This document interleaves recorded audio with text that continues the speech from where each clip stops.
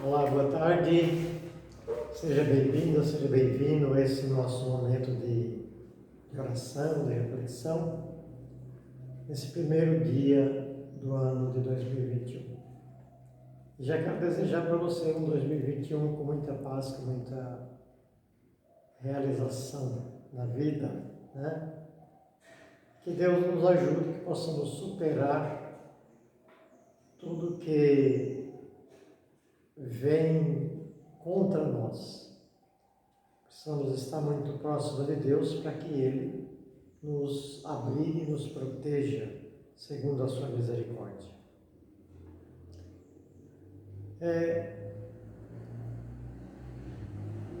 Neste primeiro programa deste ano,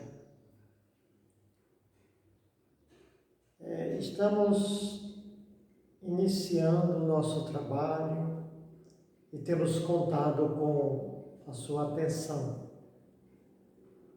Então, nós refletimos sobre as metas que nós temos a atingir neste ano. E chega um ano novo, todos nós temos metas a atingir. Todos nós temos, assim, um programa de vida, aquilo que são prioridades na nossa vida. E todos nós buscamos com muita atenção, muito cuidado, muito zelo. E o principal é não esquecer de tudo que nós temos em vista. É contas a pagar, né? São muitas coisas, sem contar com aquilo que nós precisamos realizar, que se torna assim uma ordem para nós, né? Temos muitas coisas a realizar. E o importante, o mais importante de tudo, é a gente não esquecer que nós temos um Deus que nos ajuda. E sozinhos nós não podemos. Então nós contamos com essa ajuda de Deus, que sempre que nós precisamos, Ele vem em nosso auxílio. É uma presença indispensável na nossa vida, na nossa caminhada. Precisamos estar em harmonia conosco mesmo, né? Precisamos estar em harmonia principalmente com aqueles com quem nós convivemos e em harmonia com Deus, né? Caso contrário, vai nos faltar alguma coisa. Nós vamos perceber que estamos inquietos e quando acontece isso, nos falta alguma coisa que é importante e indispensável para cada um de nós. Então, Ele nos capacita para tudo aquilo que nós precisamos fazer. Ele está do nosso lado, mesmo que seja um turbilhão de coisas, mas Ele sempre está conosco. E a gente sabe que muitas pessoas às vezes desanimam nesta caminhada, porque esquecem talvez do principal. Desanimam da caminhada, muitos até param, seja no trabalho, seja da vida em família, seja da sua profissão, seja da busca de Deus, porque aconteceu alguma coisa que nós, entre aspas, podemos dizer, fiquei escandalizado, né? mas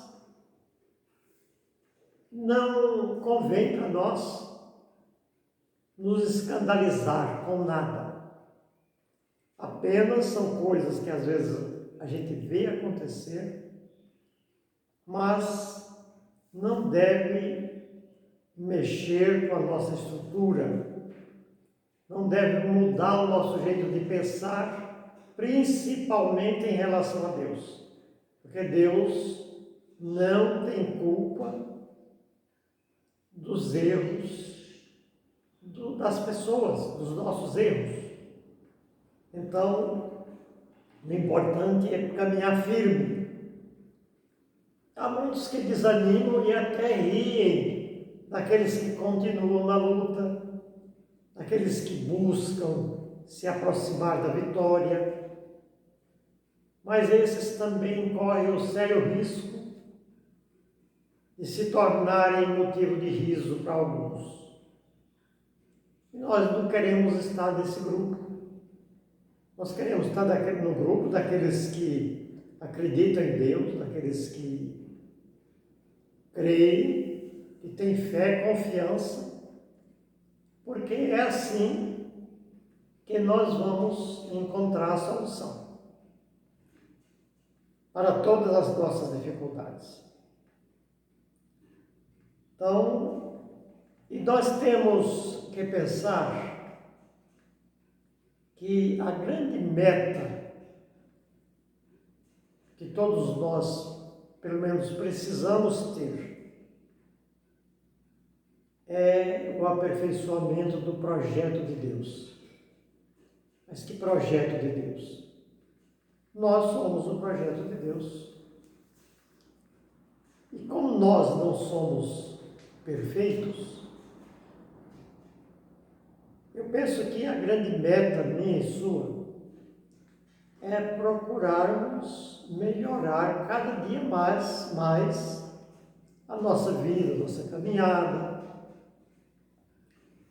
o nosso jeito de ser, de agir, de pensar. Nós somos um projeto inacabado, né? Não somos perfeitos. É lógico que todos nós sabemos disso.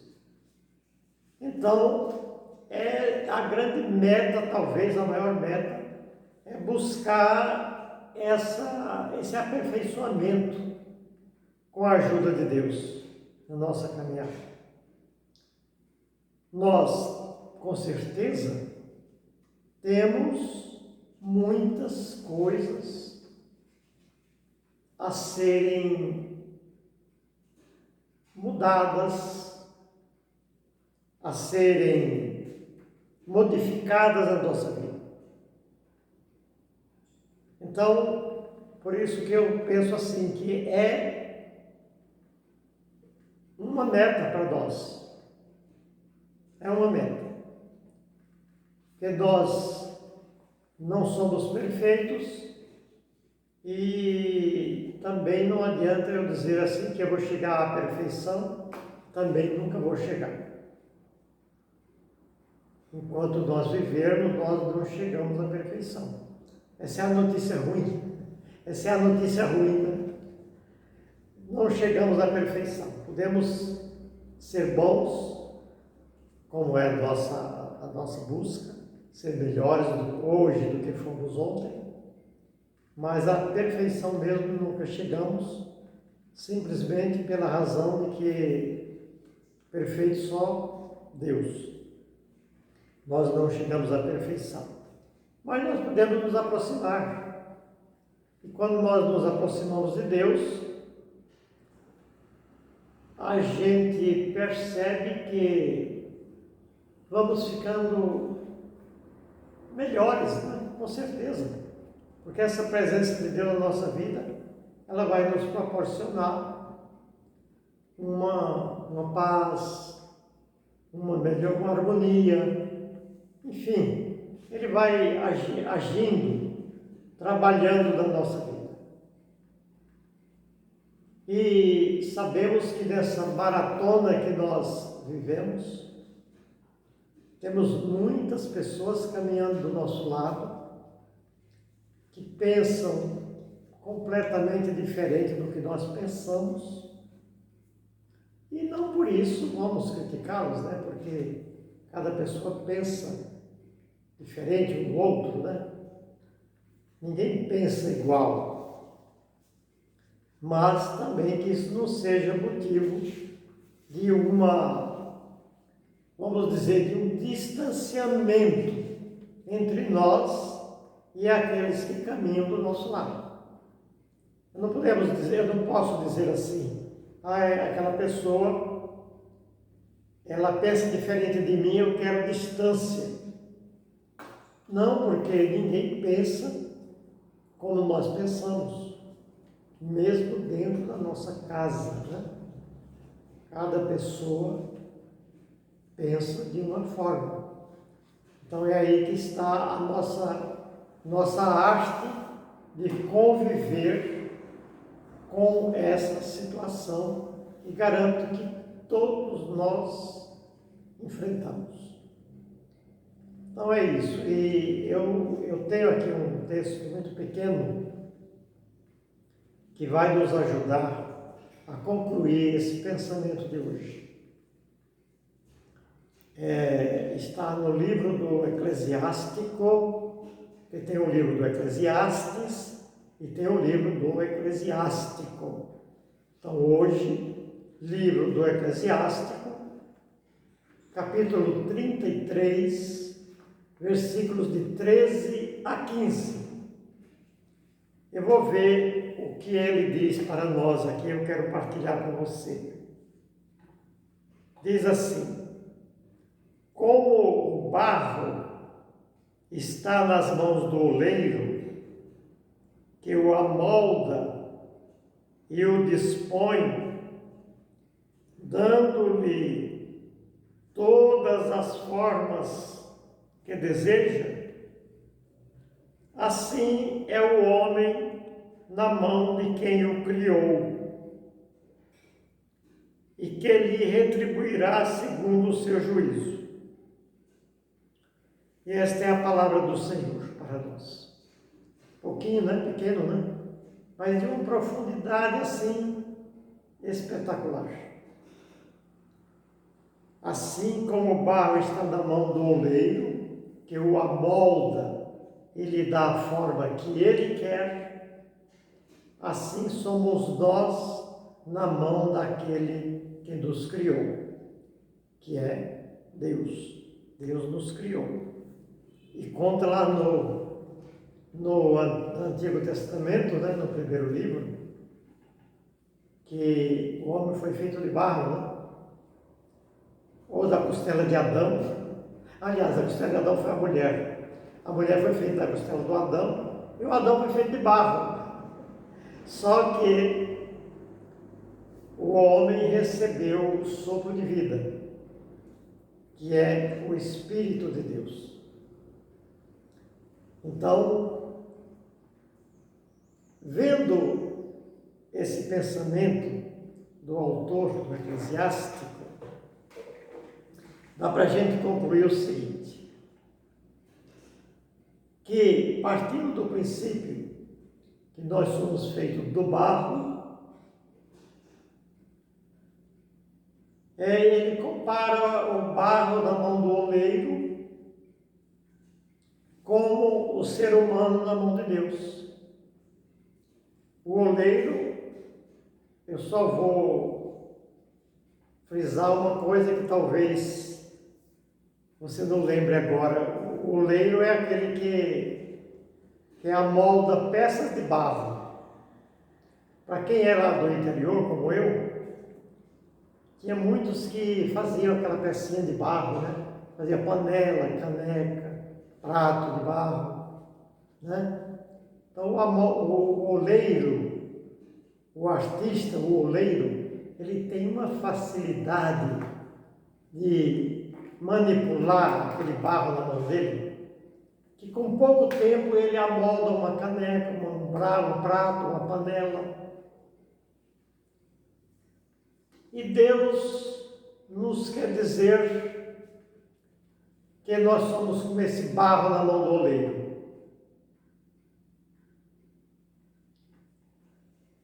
E o que é que eu até visualizei esse oleiro trabalhando? Porque a gente tem essa experiência de ver ele trabalhando. Então, o barro, ele não diz para o oleiro a forma que ele quer ter. Ele não diz para o oleiro o que é que ele quer ser. Ele simplesmente é um objeto na mão do oleiro, onde o oleiro vai transformá-lo no que ele quiser. Pode ser uma panela, uma caneca, um prato.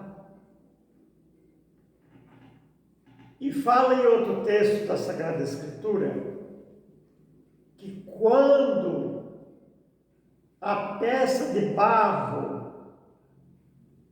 ela foi avariada, ela foi quebrada, o oleiro pega aquele mesmo barro e faz uma peça mais bonita ainda. Então, nós, para simplificar essa mensagem, precisamos estar na mão de Deus,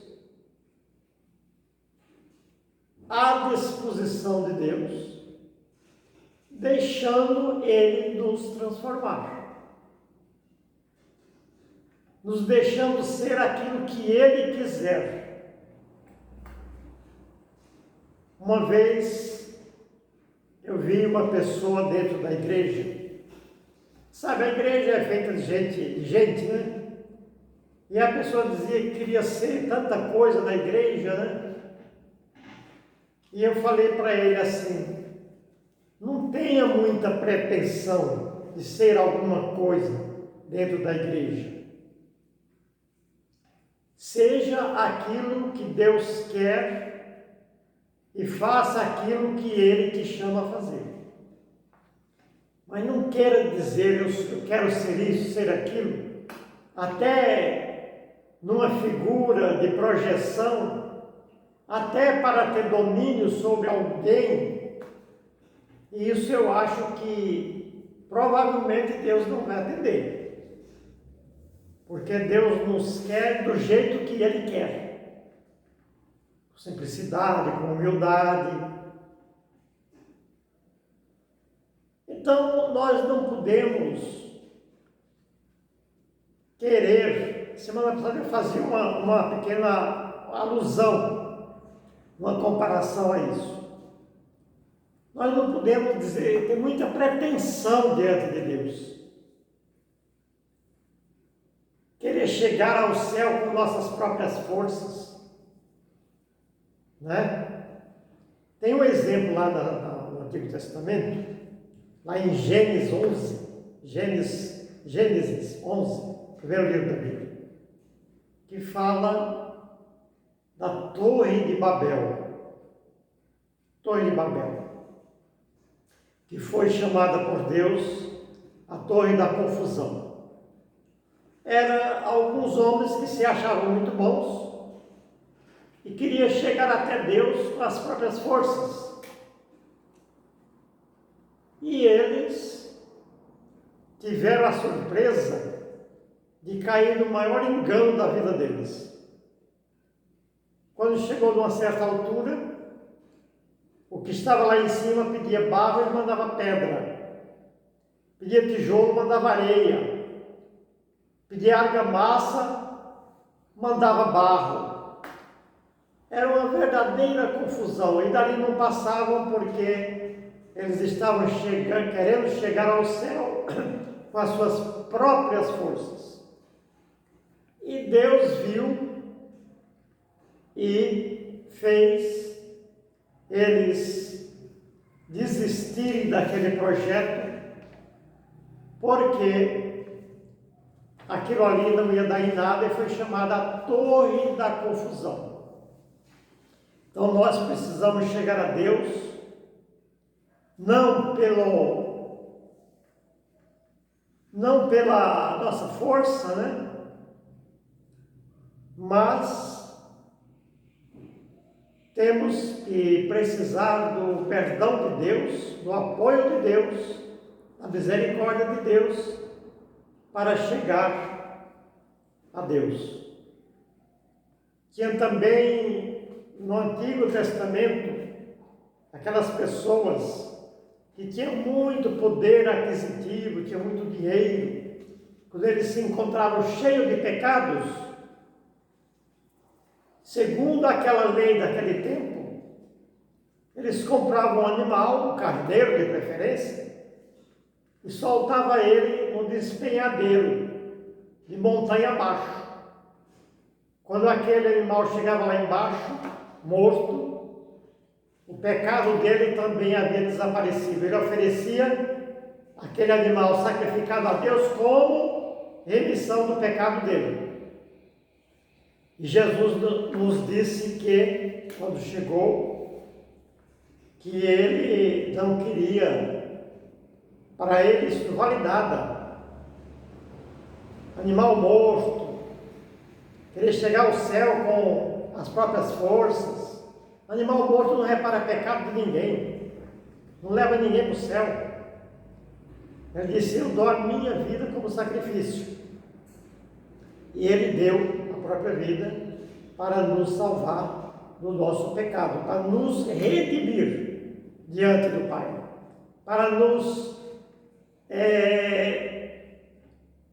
diria assim, para nos reaproximar de Deus pela sua morte. Então é isso, nós precisamos, como falava do oleiro e do barro, nós precisamos pedir a Deus,